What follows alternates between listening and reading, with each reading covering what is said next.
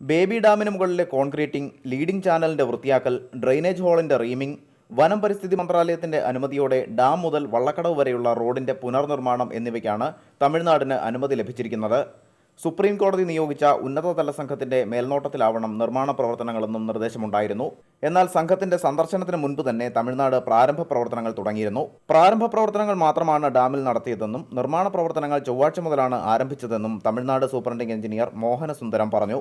Concreting work, we just cleaned the surface. It's a preparatory work, preliminary work.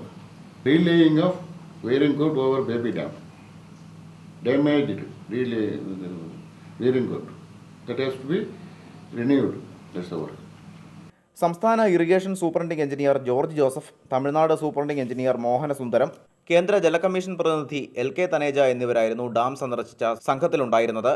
ഡാമിലെ നിർമ്മാണ പ്രവർത്തനങ്ങൾക്ക് തമിഴ്നാട് കേരള വനം വകുപ്പിന്റെ അനുമതി തേടിയിരുന്നു. എന്നാൽ വള്ളക്കടവ് വരെയുള്ള റോഡ് നിർമ്മാണത്തിന് വനം പരിസ്ഥിതി മന്ത്രാലയത്തിന്റെ അനുമതി ലഭ്യമായിട്ടില്ലെന്നും സംഘം അറിയിച്ചു. India vision, Idukki.